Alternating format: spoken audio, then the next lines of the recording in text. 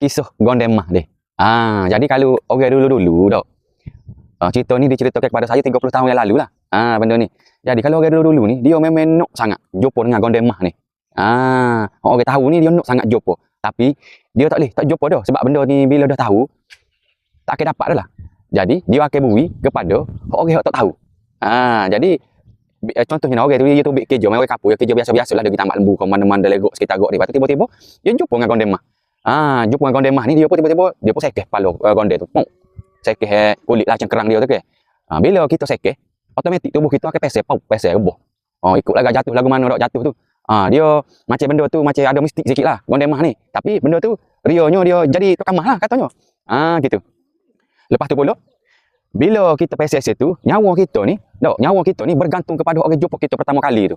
Kawan jumpa demo, duk terlebih situ dah. Kawan pun kata, mati dah kali budak ni. Automatik dalam cerita itu kata mati lama pada tu. Sebab nyawa demo ni duk kawan, orang jumpa demo tu. Gitu. Lepas tu kalau jenis orang tahu dah, dia akan mari ya. Kalau orang tahu dah kan, dia akan royak lah ke demo tu. Bangun-bangunlah, bobeh duk main tidur gini yo. Demo pakai bangun molek-molek. Dapatlah demo. Mah tadi dengan Gondemah. Dapatlah demo Gondemah dengan mah tadi sekali tu ke. Dia jadi tokak jadi mah tu. Bila kita sekeh Gondemah tadi kita tokak nyawa kita tu nak bui. Jadi siapa-siapa duduk dengar cerita saya ni kemungkinan besar kemungkinan lah tak akan jumpa lah.